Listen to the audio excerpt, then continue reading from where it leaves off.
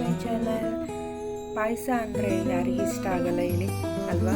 ಎಲ್ರಿಗೂ ಇಷ್ಟ ಆಗುತ್ತೆ. ಆದರೆ ಸಿಹಿ ಇಷ್ಟಪಡೋರಿಗಂತೂ ತುಂಬಾ ಇಷ್ಟ ಆಗುತ್ತೆ ಈ ಪಾಯಸ ಅಲ್ವಾ? ಸಿಂಪಲ್ ಆ್ಯಂಡ್ ಕ್ವಿಕ್ಕಾಗಿ ಮಾಡೋ ಈ ಪಾಯಸನ ಒಂದ್ಸಲನಾದರೂ ನೀವು ಟ್ರೈ ಮಾಡಲೇಬೇಕು.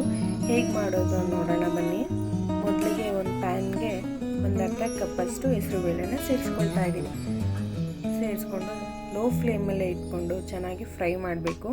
ತುಂಬ ಪೇಷನ್ಸಿಂದ ಮಾಡಬೇಕು. ಸಣ್ಣ ಉರಿಲೇ ಚೆನ್ನಾಗಿ ಫ್ರೈ ಮಾಡ್ಕೊಳ್ತಾ ಇರಬೇಕು. ಹಸಿ ವಾಸನೆ ಹೋಗೋವರೆಗೂ ಚೆನ್ನಾಗಿ ಫ್ರೈ ಮಾಡ್ಕೊಳ್ಬೇಕು. ಸ್ವಲ್ಪ ಗೋಲ್ಡನ್ ಬ್ರೌನ್ ಆಗೋವರೆಗೂ ಚೆನ್ನಾಗಿ ಫ್ರೈ ಆದಮೇಲೆ ಗ್ಯಾಸ್ನ ಆಫ್ ಮಾಡಿ ಒಂದು 10 ಬಾದಾಮಿನ ಸೇರಿಸ್ಕೊಳ್ತಾ ಇದ್ದೀನಿ ನಾನಿಲ್ಲಿ. ಒಂದು 5ರಿಂದ 6 ಗೋಡಂಬಿ, ಒಂದು 5 ದ್ರಾಕ್ಷಿ, ಒಣ ದ್ರಾಕ್ಷಿ ಸೇರಿಸಿದ್ದೀನಿ. ಒಂದು 4 ಏಲಕ್ಕಿ ಸೇರಿಸಿ ಸೈಡಿಗೆ ಎತ್ತಿಟ್ಕೊಳ್ತಾ ಇದ್ದೀನಿ. ಇನ್ನೊಂದು ಪಾತ್ರೆಗೆ ಬೆಲ್ಲನ ಕರಗಿಸೋಕೆ ಇಟ್ಕೊಳ್ತಾ ಇದ್ದೀನಿ. ಒಂದು ಗ್ಲಾಸ್ ನೀರು ಹಾಕಿ ಒಂದು ದಪ್ಪ ಗಾತ್ರದಷ್ಟು ಉಂಡೆ ಬೆಲ್ಲನ ನಾನು ತೊಗೊಳ್ತಾ ಇದ್ದೀನಿ. ಇಲ್ಲಿ ಕುಟ್ಟಿ ಪುಡಿ ಮಾಡಿ ಸೇರಿಸ್ತಾ ಇದ್ದೀನಿ.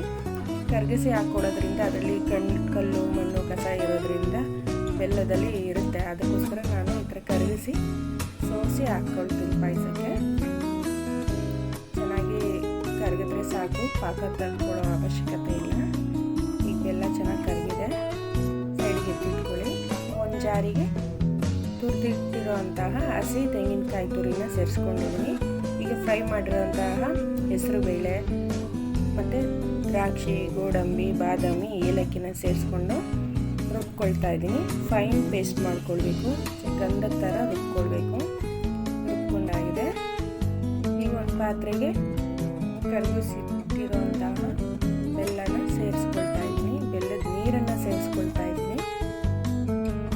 ನೋಡ್ಬೋದು ನೀವು ಎಷ್ಟು ಗಲೀಜು ಇದೆ ಅದರಲ್ಲಿ ಅಂತ, ಮಣ್ಣು ಕಡ್ಡಿ ಈ ಥರ.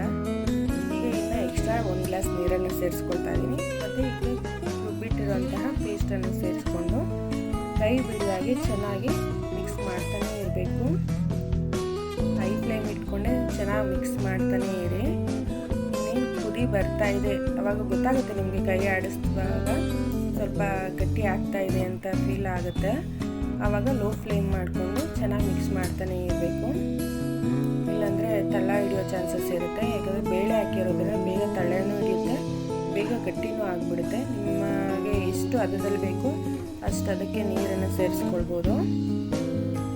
ಚೆನ್ನಾಗಿ ಕೈ ಆಡ್ತಾನೆ ಇರಬೇಕು.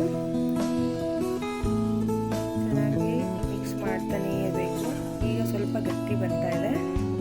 ಇಂಥ ಟೈಮಲ್ಲಿ ನಾನು ರೋಸ್ಟ್ ಮಾಡಿಟ್ಟಿರುವಂತಹ ಶಾವಿಗೆನ ಸೇರಿಸ್ಕೊಳ್ತಾ ಇದ್ದೀನಿ. ಸೇರಿಸ್ಕೊಂಡು ಚೆನ್ನಾಗಿ ಮಿಕ್ಸ್ ಮಾಡ್ಕೊಳ್ಬೇಕು. ಚೆನ್ನಾಗಿ ಮಿಕ್ಸ್ ಮಾಡ್ಕೊಳ್ತಾ ಇದ್ದೆ. ಈಗ ಸ್ವಲ್ಪ ತಿಕ್ಕಾಗಿ ಆಗ್ತಾ ಇದೆ. 1-2 ಕುದಿ ಬಂದರೆ ಸಾಕಾಗುತ್ತೆ. ತುಂಬ ಬೇಯಿಸೋ ಅಂಥದ್ದೇನಿಲ್ಲ, ಬೇಗ ಬೆಂದೋಗ್ಬಿಡುತ್ತೆ ಶಾವಿಗೆ. 1-2 ಕುದಿ ಬಂದರೆ ಸಾಕಾಗುತ್ತೆ. ಈ ಥರ ನಮ್ಮ ತಾಯಿ ನನಗೆ ಹೇಳ್ಕೊಟ್ಟಿದ್ದು.